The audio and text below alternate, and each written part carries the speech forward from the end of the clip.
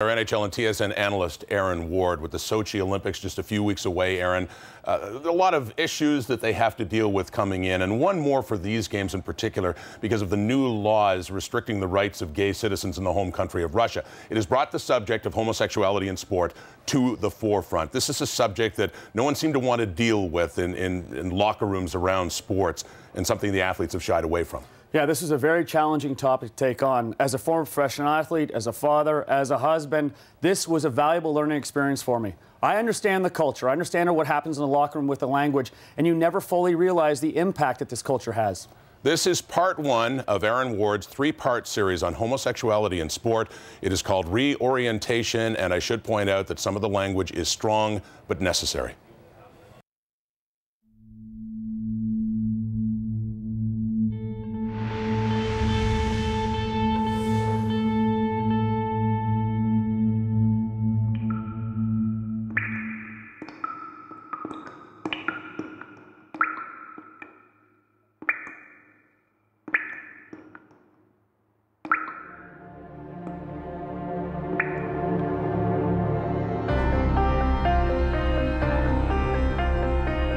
You know, I hate gay people, so, I let it be known. I don't like gay people. I don't like to be around gay people.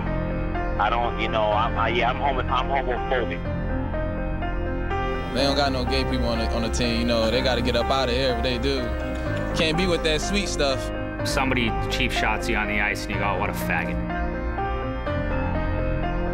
You dug down deep in your heart to find the worst thing you could call somebody, and it was that. Vidal Escobar played Saturday's game against the Red Sox with a homophobic slur written under his eyes. A homophobic tweet appeared from his Twitter account. Think about what it's like when your fans and teammates are insulting who you are as a person. Getting to the paint because they stretch me out so much. No homo. If you're sitting in your locker room and you're using, oh, that's so gay, oh, don't be a fag, and you have a closeted gay teammate, all he hears is, he doesn't have my back.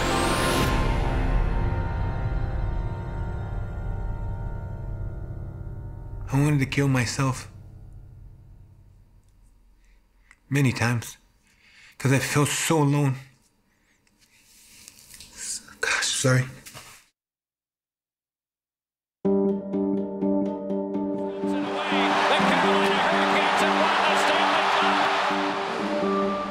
For 13 NHL seasons, I held the job title of professional athlete.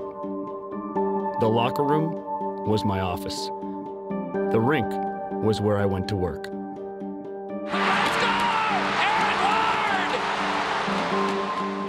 Growing up just outside Ottawa, tolerance and acceptance were always preached in our household. But for some reason, when I stepped into the locker room or on the ice, those concepts went out the window. A phenomenon that continued, even as a grown man playing in the NHL. If you're using those words now, it doesn't make you a bad person. Maybe you're confused, maybe you just didn't know that they had meaning, maybe you just weren't educated, but now you know, and now it's time to stop. Patrick Burke is the co-founder of You Can Play, an organization trying to end homophobia in sport. Why do you think there's such a link between pro sports and homophobia? Male sports is a masculine culture, and you're supposed to be big and tough and strong, and there's this fallacy that you can't be gay and be masculine. If we're being honest, there is no denying the locker room is a testosterone-fueled and machismo-laden environment.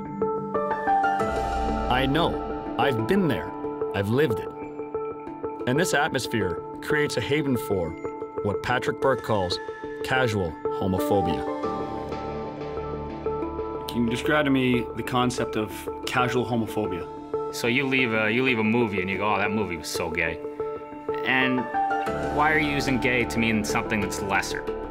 It's not through a sense of homophobia, it's more they're just used to saying, oh, that's gay, or oh, that's homo. And you talk to them and they're like, oh yeah, I mean, I don't hate gay people. Well, why did you say that? That's just what I say. I'm not homophobic, 100% not homophobic, but I have been one who has used that, and I own it. I would probably guess that 99% of guys in the National Hockey League have. How do you interpret that? because there's no other slurs that get treated that way. No one ever uses a racial slur and that says, oh, I don't mean it like that. So I do think it comes from ignorance. I do think that most people believe that there's not weight behind those words, but the truth is that there is significant weight behind those words when you use them.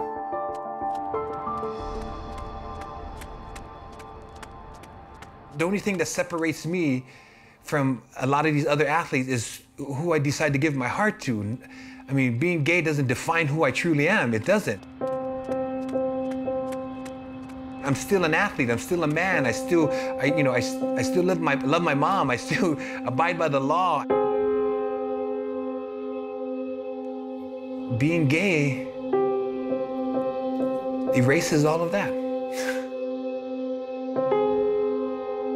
Former defensive tackle Ezra Tuaolu played 9 seasons in the NFL as a closeted gay man. I woke up every single morning praying to God that no one would find out that I was gay, because I was entering into such a homophobic arena and a place where I didn't feel safe.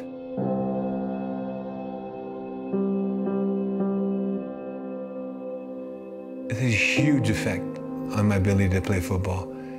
It was very crippling, to tell you the truth. The nights after the game, it was very difficult, but I drank myself to sleep, or I drank myself so I could just ease the pain. That's what I lived with. I wanted to end it all because I felt so alone. I wanted to have somebody that I could hold. I wanted to share who I was with.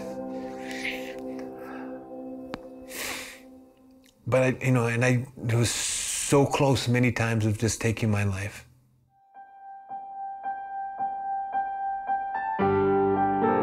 Tim Hardaway, last question before we let you go. How do you deal with a gay teammate? First of all, I wouldn't want him on my team. And second of all, if he was on my team, I would, really distance myself from him.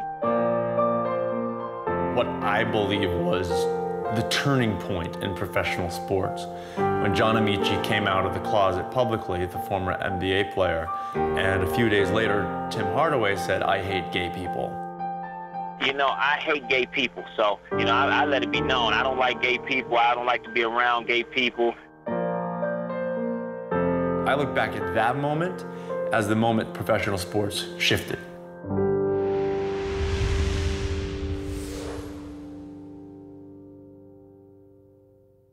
Aaron, we heard in the story the effect this kind of language can have, regardless of what its intent is. What's the National Hockey League's approach to this, casual homophobia?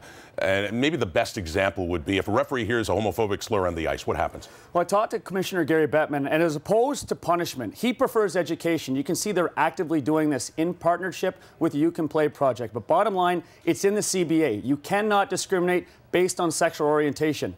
And bottom line, they have not suspended anybody since 2010 or fined anybody since the James Wisniewski infamous homophobic gesture. All right, Aaron Ward, thank you. That was part one. Part two of Reorientation on Homosexuals in Sport will air Thursday on SportsCenter, and that will include Aaron's conversation with the aforementioned Commissioner of the National Hockey League, Gary Bettman. Here's a sneak peek. Give us an idea of how the culture's changed from the time you came in relating to homosexuality and the National Hockey League as to where it is now. As it relates to sexual orientation, I think what we've seen over the years is more education and more knowledge, and education always breeds more tolerance and breeds better decisions. And so the evolution is really more a function of the attention that this entire subject is getting throughout society, and we're no different in that regard.